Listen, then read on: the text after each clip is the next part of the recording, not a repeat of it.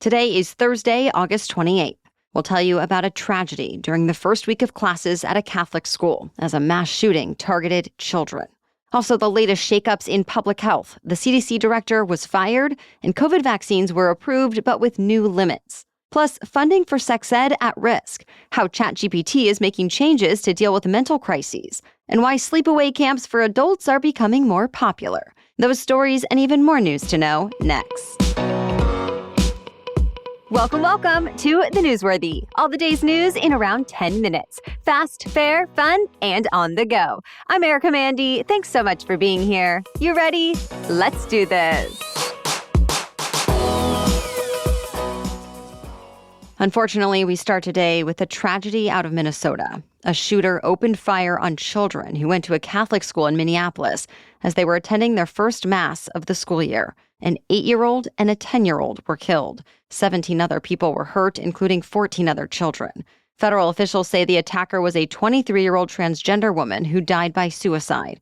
FBI Director Kash Patel says the shooting is being investigated as an act of domestic terrorism and a hate crime against Catholics. At this point, police say they don't have an exact motive, but investigators say the shooter may have been a former student at the school and her mother used to work there.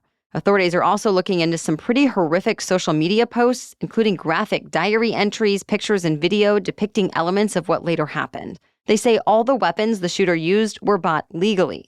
Prayers and condolences have been coming in from the White House, the Vatican, and all over the community. President Trump ordered flags around the country to be lowered to half-staff all week.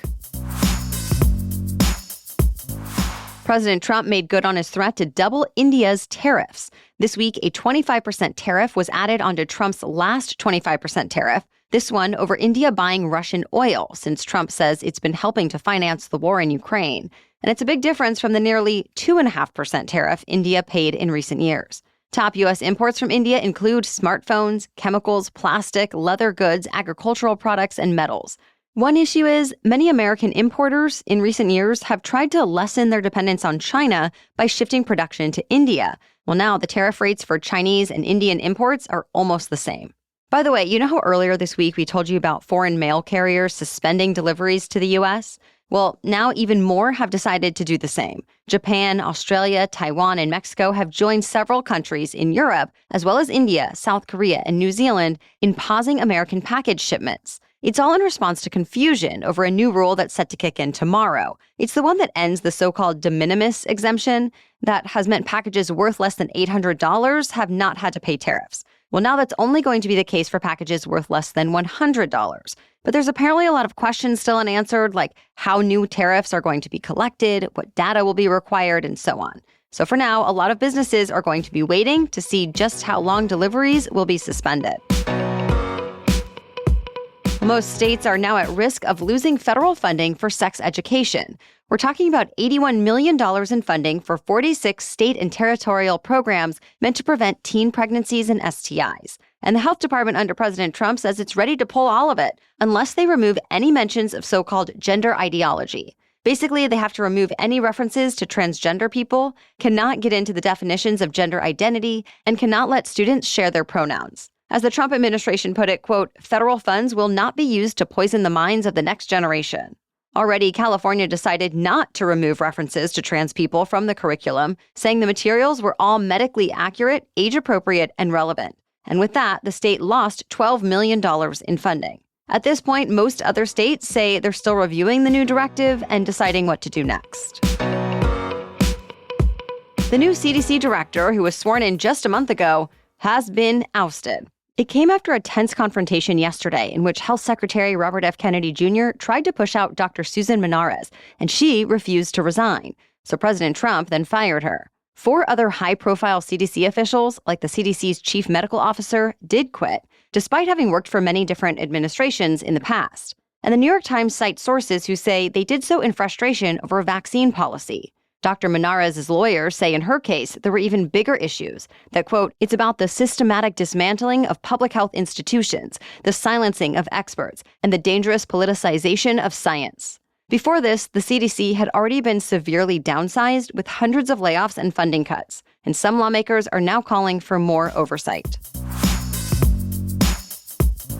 The FDA approved the latest round of COVID-19 vaccines for the fall season, but it also added new limits on who can get them. The vaccines were actually only approved for seniors or younger people with at least one underlying medical condition, like cancer, diabetes, or obesity. And kids can get them, but only if a medical provider is consulted first. Of course, this is a break from U.S. vaccine policy of the last few years, when the government recommended a yearly COVID shot for all Americans 6 months and up. For those who do still qualify, Pfizer and Moderna both confirmed they'll start shipping the shots right away. So they should be available in pharmacies, clinics, and hospitals in the next few days. We have more news for you still coming up. But first, a quick break for our sponsor. As a parent, I love when something that's good for my kid is also something he's excited about. My 4-year-old takes Hiya's vitamins and probiotics every day. He loves the taste, and I love that he's getting nutrition without all the junk. Most kids' vitamins are basically candy in disguise, but Hiya is different. They're made with 0 sugar, 0 gummy additives, and packed with 15 essential vitamins and minerals, plus a blend of organic fruits and veggies. Plus, they're vegan, dairy-free, allergy-free, and third-party tested, so I know they're safe. And if you're tired of battling with your kids to eat their greens, Hiya now has Kids Daily Greens Plus Superfoods, a chocolate-flavored greens powder designed specifically for kids, packed with more than 55 whole food ingredients to support brain power, development, and digestion. Just scoop, shake, and sip with milk or any non-dairy beverage for a delicious and nutritious boost your kids will actually enjoy. And we've worked out a special deal with Hiya for their best-selling children's vitamin. You can receive 50% off your first order. That's half off. To claim this deal, you must go to hiyahealth.com/newsworthy. This deal is not available on their regular website. Go to hiyahealth.com/newsworthy and get your kids the full body nourishment they need to grow into healthy adults. Now back to the news. The federal government's takeover of Washington, D.C. now extends to one of the country's biggest rail hubs. The U.S. Transportation Department plans to reclaim management over Union Station. The Transportation Secretary explained, saying the federal government will make sure the station is not dirty and homeless people are not there. At this point, Union Station faces billions of dollars in delayed maintenance and needed spending on track, parking, and more. The Biden administration had a $10 billion redevelopment plan for the station, but that's being scrapped. A new plan will take its place. Union Station is near the U.S. Capitol, and it serves as a hub for the city's subway, regional bus lines, and Amtrak rail service. Speaking of which, Amtrak is rolling out new high-speed Acela trains. They're actually the fastest trains in the U.S., going up to 160 miles an hour. They're bigger than other Amtrak trains, with more seats and expanded schedules.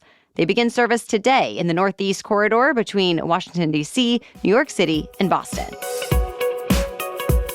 A Chinese hacking campaign has spread to hundreds of American companies in 80 countries. A new advisory came out from the FBI and other law enforcement and intelligence agencies around the world. And now this hacking campaign is being described as among the most significant breaches in modern history. It's actually the same one we told you about that got into 9 U.S. telecommunications companies last year and stole call logs from prominent politicians in both parties. But now the FBI says the scope of the hack was so wide that Chinese intelligence officers could have even been able to spy on Americans' communications and track their movements through geolocation data. The hackers were also able to get information from systems the federal government uses for network wiretapping requests. China denies having any involvement in the hacking campaign. Either way, the FBI thinks the hackers are finally contained and that it's better equipped to spot their activity in the future. ChatGPT maker OpenAI says it's making big changes to its chatbot after reports that some users experienced troubling effects during long conversations with the AI. The phenomenon has even earned a name: AI-induced psychosis. It refers to cases where chatbots can feed into delusions or manic thinking, especially when users spend hours engaging with them. In a new blog post, OpenAI said it's working on updates to better recognize signs of mental or emotional distress, even before a user mentions self-harm. For example, if someone talks about not sleeping for days and feeling invincible, future versions of ChatGPT could flag that as dangerous, explain the risks of sleep deprivation, and encourage rest. Right now, the system only triggers warnings or directs someone to suicide hotlines if the user specifically talks about hurting themselves. This push for earlier intervention comes after families sued AI companies, including OpenAI, over suicides they believe were linked to troubling chatbot conversations. Moving forward, OpenAI says it's exploring options like parental controls, emergency contact features, and connections to therapists.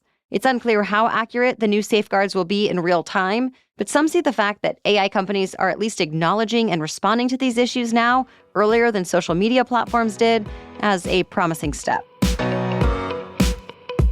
If you're headed to the airport for the upcoming holiday weekend, you might see a pack of golden retrievers waiting to greet you. The car rental company Hertz just launched the Gold Squad, a team of about 20 service dogs who surprise and greet travelers at airports during peak travel times. The idea is pretty simple. Flying can be stressful, so why not bring in some friendly pups to ease the experience?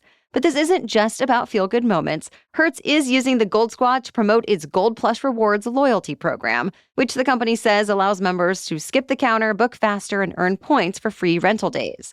The Gold Squad made its debut earlier this month at Dallas-Fort Worth, and now Hertz is letting the public decide where the Gold Squad should pop up next. On Instagram, people can vote between Chicago, San Diego, or Atlanta.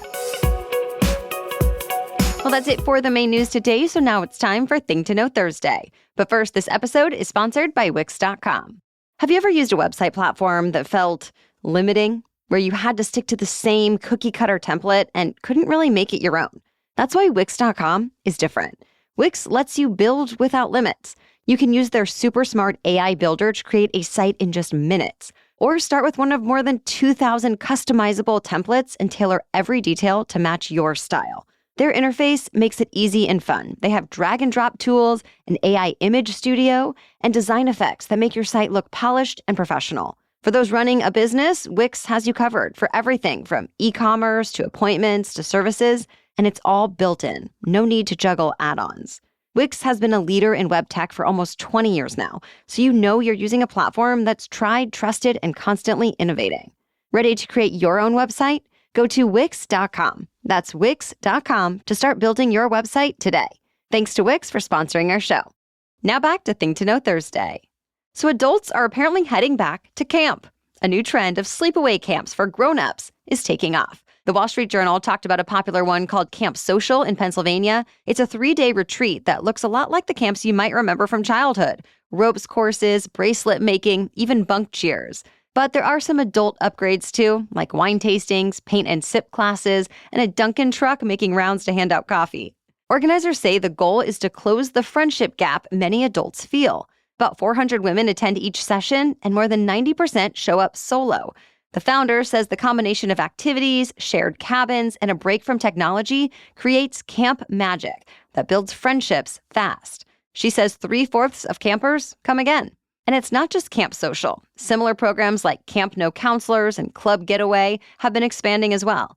Participants say it's a chance to unplug, be silly, and try new things in a way that doesn't always happen on regular vacations. In fact, Psychology Today says these types of leisure activities help people manage stress, reduce depression and anxiety, and bolster self-esteem. And the camps are set up with social activities that encourage friendships. One camper put it this way: "I left feeling lighter, more worry-free, and with friends I'll keep for life." Thank you so much for listening today and for making us part of your daily routine. We'll catch you up on more news to know tomorrow. Until then, have a great day.